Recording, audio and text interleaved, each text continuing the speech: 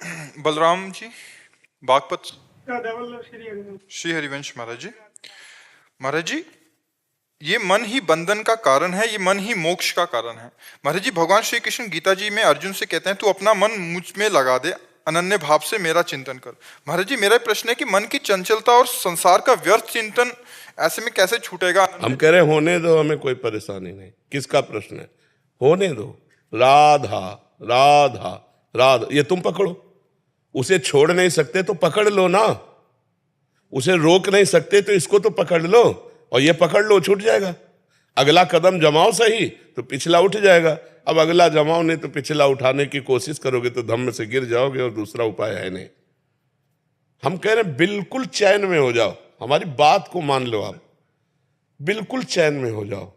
अभी मन को जितना गंदा सोचना सोचने दो, मन को जितना चंचल हो रहा होने दो, तुम गलत मत करना उसके अनुसार। और राधा राधा राधा, अगर वो ठीक ना हो जाए तो मुझे बताओ, क्या हमारे सोचने से उसकी चंचलता चली जाएगी? क्या हमारे रोकने से वो रुक जाएगा? तूफान कहीं रोकने से रुकता है? मन तूफान का भी बाप है। अगर अपने पे आ जाए तो कोई इसे ताकतवर पैदा नहीं हुआ कि रोक ले इसे। एक सेकंड में अंत कहां पहुंच गया पता है? बहुत चंचल, इस चलायमान, इसको रोक सकता है तो भगवान या भगवान का नाम, भगवान या भगवान का नाम। तो भगवान क्यों रोकेंगे? उन्होंने तो बनाया है त्रिगुण माया। अगर उनको रोकना होता तो रोक लेते ना। अब भगवान का नाम रोकेगा। नाम पे ध्यान दो, सब प्रपंच खत्म ना हो जाए तो हमसे बताना। प्रपंच का ध्यान क्यों? इनके मन में क्या चल रहा है, तुम्हें क्या परेशानी? तो तुम्हारे मन में चल रहा है क्या परेशानी? तुम और मन बिल्कुल ऐसे अलग हो जैसे ये हम अलग अलग हैं। तुम मन थोड़ी हो। तुमने इतना प्यार मन से कर लिया इसीलिए वो बर्बाद कर रहा है तुम्हें। थोड़ा उससे अलग हटके देखो। जब संसार में चल जा, नाम एकदम छूट जा हमें। और ये कमी तुम्हारी है, नाम क्यों छोड़ देते? वो संसार में गया तो तुम भी संसार चले गए। वो संसार में जा रहा है, तुम देखो आराम से, राधा राधा जा, कुछ करके दिखा मेरे बिना। कुछ नहीं कर सकता मन कुछ नहीं कर सकता आपके बिना प्रभु। आप सामर्थ्यशाली हो, मन इतना सामर्थ्यशाली नहीं है। आप अपनी सामर्थ्य को भूल गए हो। अगर आप अपनी सामर्थ्य में जागृत हो जाओ तो कल से मन तुम्हारा गुलाम हो जाएगा। लेकिन आप अपनी सामर्थ्य को भूल गए तो मन के गुलाम हो गए आप। तो नाम जप करो, आपकी सामर्थ्य जागृत होगी। आध्यात्मिक शक्ति से ही होता है। ठीक है जी। शेखर जी, हिमाचल प्रदेश से। राधा वल्लभ श्री हरिवंश। श्री हरिवंश महाराज जी। महाराज जी, हरिराम व्यास जी एक पद में कहते हैं कि हरि जी हम कब होंगे ब्रिजवासी। महाराज जी, वो तो ब्रिज में ही रहते थे, उसके बाद नहीं, ये तब का पद नहीं, ये तब का पद नहीं। ये पद है जब ओरछा में रहते थे। 5 पद ओरछा में उन्होंने रचे थे। महाराज जी, जैसे विधान है ना कि ब्रिजवासियों से मधुकरी मांगते हैं, ब्रिजवासियों के प्रति संशय उत्पन्न नहीं होना चाहिए, गलती से भी अपराध लगता है। तो महाराज जी, हम जैसे ज्ञानी जन ये कैसे पता कर लें कि कौन पक्को ब्रिजवासी? क्योंकि जो मकान लेके यहाँ रहता है, क्या वो भी ब्रिजवासी जमीन? मानते हैं कि भगवान के सब धाम में जो वास करते हैं, हम इसमें भेद बुद्धि न करेंगे। हमारा जहाँ भाव बना मांग लिया, खा लिया। तो ब्रजवासियों में भेद दृष्टि कि अमुख है या अमुख है, ऐसा ये 10 वर्ष से है, ये 100 वर्ष से है। जो ब्रज में वास कर रहा है सब ब्रजवासी है। सबको प्रणाम है। सबकी रज चाहिए चरण रज, सबकी जूठन मिले कृपा मिले, ऐसे इस धाम में रहा जाता है। सबसे झुककर, सबसे नम्र बनकर। विनाक्षी संदीप जी, ऑस्ट्रेलिया से। श्री हरिवंश। श्री हरिवंश महाराज जी, आपके चरणों में कोटि कोटि नमन। महाराज जी, पुराने समय में संत महात्मा ग्रस्त जीवन का भी पालन करते थे और मोक्ष प्राप्ति करते थे। तो महाराज जी, वैराग्य की क्या आवश्यकता है? वैराग्य की आवश्यकता या केवल कपड़ा उतार के बाहर चले जाने को ही वैरागी कहते हैं क्या? किसका प्रश्न है? हाँ, ये बात समझना है। केवल स्त्री संभोग ही गृहस्थ मार्ग थोड़ी है। केवल कपड़ा उतार के फेंक देना ही वैराग्य मार्ग थोड़ी है। आसक्तियों का नाश किए बिना भगवत प्राप्ति जिसको हो गई वो हमें बता दो। किसी एक ब्रह्म ऋषि का नाम लो कि खूब भोगी और नाना प्रकार के विषयों का सेवन करने वाले और भगवत प्राप्त हुए। जिन महात्मा का नाम लोगी ना तो उनके घर में खाने को भी नहीं मिलेगा। निरंतर भगवदाकार अस्थिमात्र हो रहे शरीरा, और उनकी पत्नी देवी 8 पहर ऐसे तपस्वी पति की सेवा में, और फिर उनसे जो संतान हुई वो ब्रह्म ऋषि। तो ऐसे थोड़ी जीवन में 1-2 बार संतान उत्पत्ति के लिए पत्नी का सहवास किया, 10-10 हजार वर्ष तक तपस्या करके तू पत्नी चाह रहे। करदम जी ने 10,000 वर्ष तपस्या करके तब भगवान जब प्रकट हुए तो उनसे कहा मुझे पत्नी चाहिए। तब देवहूति जी महाराज मनु की पुत्री पत्नी रूप में मिली, फिर तपस्या में संलग्न हो गए। फिर इसके बाद सेवा में देवहूति जी कितने वर्षों तक रही।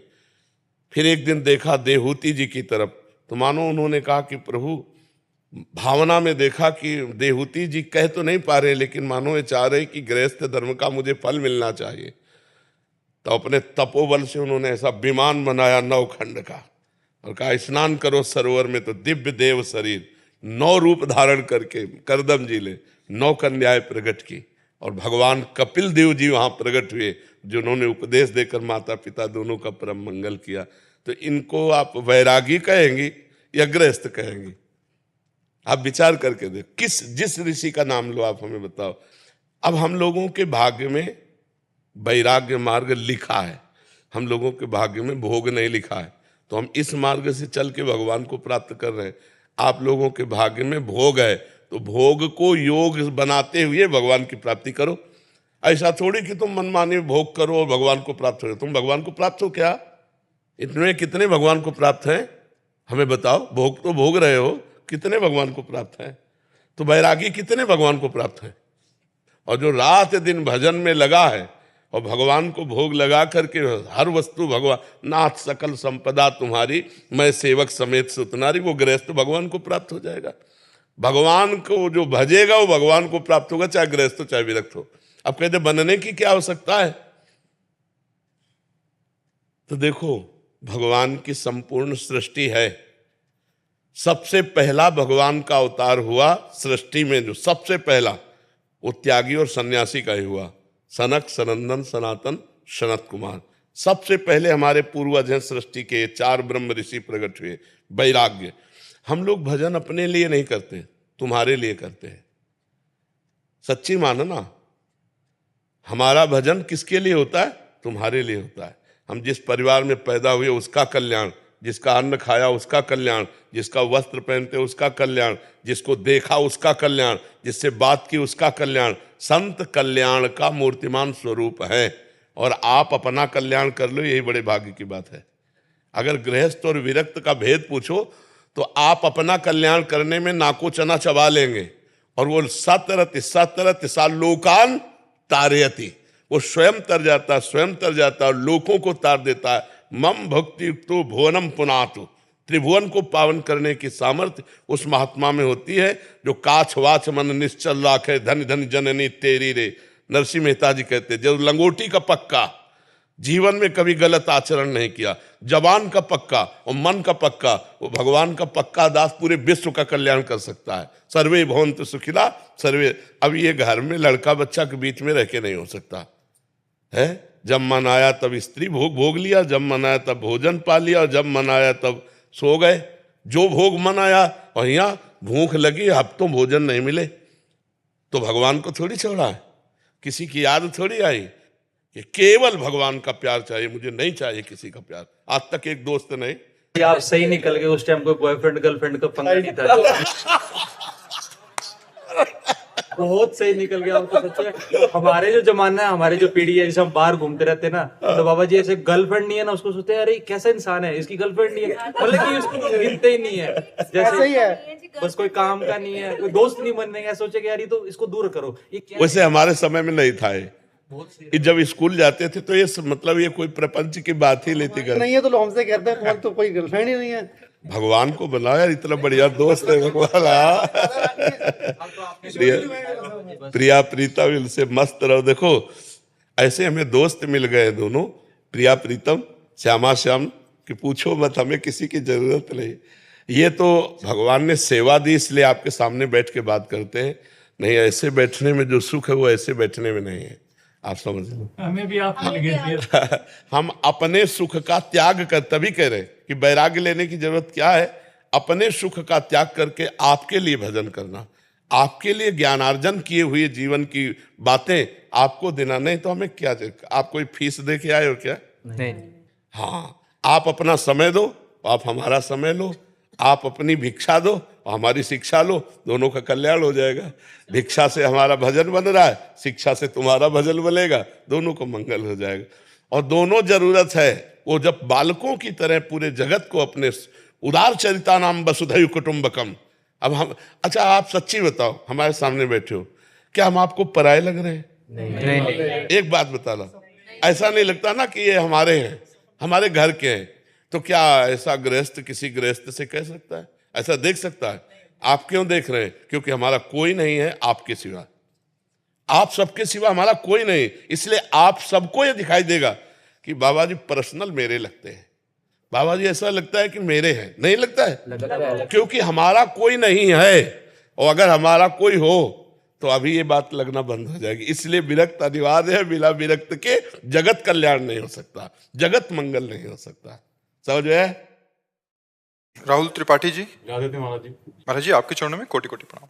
महाराज जी मैं भारतीय सेना में कार्यरत हूं और श्री जी का प्रतिदिन नाम जप भी करता हूं। महाराज जी मेरा प्रश्न सिर्फ मेरा ही नहीं बल्कि देश के सभी जवानों का है। जब एक फौजी अपनी छुट्टी खत्म करके वापस ड्यूटी पे जाता है तब उसे घर की बहुत याद आती है। एक नन्ही सी बिटिया की आंखों के आंसू, पत्नी की तरसती हुई आंखें, माँ की खाली झोली। इसीलिए हम जैसे संत का सम्मान करते हैं, ऐसे भारतीय सैनिक का सम्मान करते हैं कि कई कई महीनों तक वो अपने परिवार के वियोग में रहकर हमारे राष्ट्र की सेवा के लिए शरीर सुख की परवाह न करके, चाहे घोर बर्फबारी में लगा दिया जाए उसको, चाहे गोलीबारी में लगा दिया जाए, चाहे जहाँ लगा, मान लो बर्फ वर्षा जहाँ हो रही है, जहाँ निरंतर बर्फ गिर रही, जहाँ हम खड़े नहीं हो सकते, वहाँ उसकी ड्यूटी लगी।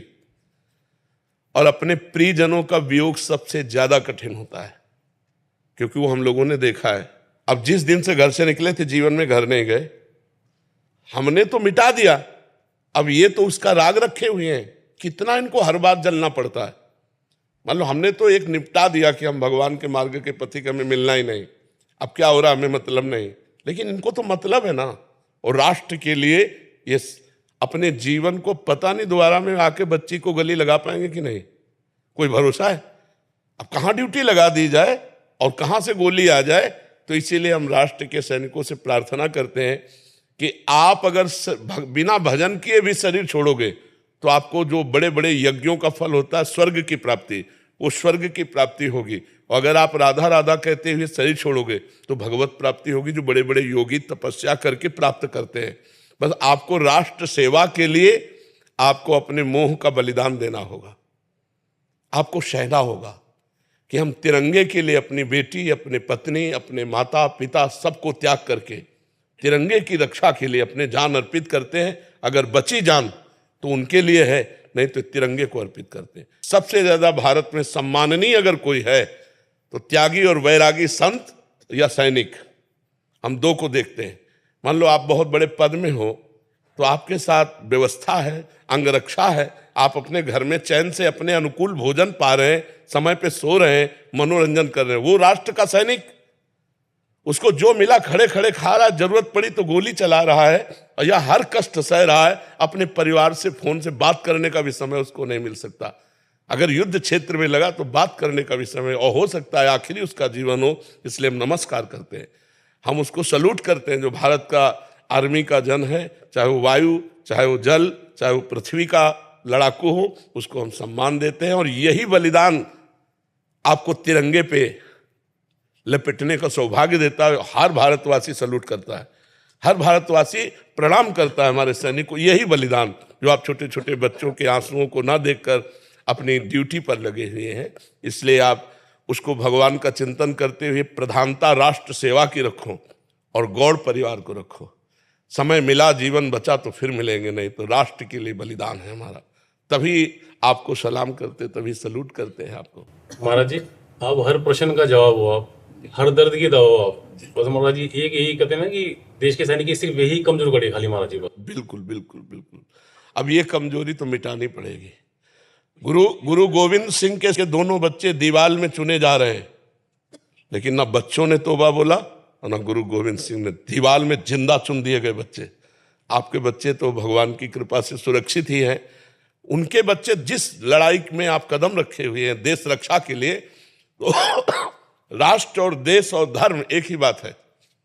धर्म रक्षा के लिए गुरु गोविंद सिंह के बच्चे दीवाल में चुने जा रहे हैं, लेकिन ना बच्चों में आह और ना गुरु गोविंद सिंह में आह।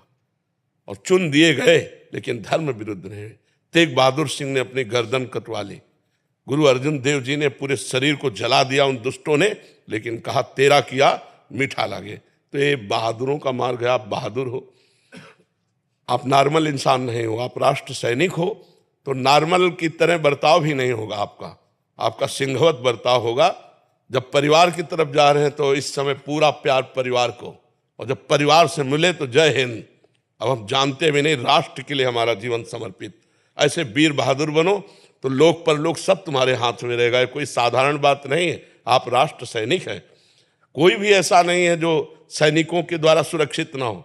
अगर आप वहां ना हो तो हम यहाँ भजन नहीं कर सकते, आप वहां कष्ट सह करके तो हम यहाँ चैन से रजाई में सो सकते हैं।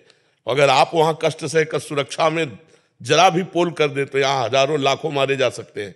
इसलिए आप, हम सबका आशीर्वाद आपके साथ है, हम सबके पुण्य आपके साथ हैं, और आपका परिवार भी सुरक्षित रहेगा और आप भी सुरक्षित रहेंगे, चिंता मत कीजिए।